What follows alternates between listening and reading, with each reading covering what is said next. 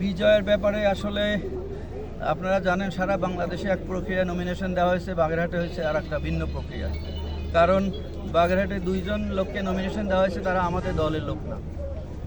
তাদেরকে কি কারণে কিভাবে দেওয়া হয় সেটা আমি জানি না, এটা আমাদের দলের উচ্চ পর্যায়ের নেতৃবৃন্দ তারা জানবেন। তো তারা বিগত দিনে তারা একজন ছিলেন পুরাপুরি আওয়ামী লীগের একটা ইউনিয়ন আওয়ামী লীগের সহসভাপতি, আর একজন ছিলেন দীর্ঘদিন জাতীয় পার্টির নেতা, পরবর্তীতে আওয়ামী লীগের নেতা। হঠাৎ করে তারা এই নির্বাচনের 2 মাস আগে আমাদের দলে যোগদান করেছে এবং তারা আমাদের এই জাতীয়তাবাদী দলের ধানের শীষের প্রতীক পেয়েছে। এখন তাদের এই নমিনেশন আসলে আমরা দীর্ঘদিন যারা হামলা মামলা শিকার হয়েছি, রাস্তাঘাটে যারা আমরা ছিলাম, আন্দোলন করেছি, তারা অনেকেই বক্তব্য আছে যে তাদের দ্বারা আমরা নিগৃহীত হয়েছি। এখন সেই প্রার্থীদেরকে তারা ধানের শীষ যদিও পেয়েছে, তাদেরকে মনে থেকে মেনে নিতে পারছেন কিনা আমি জানি না।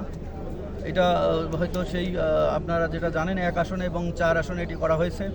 তো আমাদের নেতাকর্মীরা অবশ্য যারা উপজেলার দায়িত্বে আছেন বা ইউনিয়নের দায়িত্বে আছেন, তারা দেখেছি তারা তার সাথে কাজ করছেন, আমরাও তাদেরকে নির্দেশ দিচ্ছি। কিন্তু সাধারণ জনগণের মনের মধ্যে তো আমরা ঢুকতে পারবো না। আমাদের যারা কর্মী আছে তাদের মনে অনেক ব্যথা।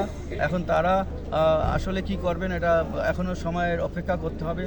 আর আমাদের 3 আসন এবং 2 আসনে, এখানে 3 আসন আপনারা জানেন দীর্ঘদিন সেখানে আমরা 2001 সাল থেকে আমি দেখে এসেছি যে জোট প্রার্থী ছিল, জামাতের প্রার্থী ছিল সবসময়, ওখান থেকে সবসময় আওয়ামী লীগের প্রার্থী জয়ী হয়েছে।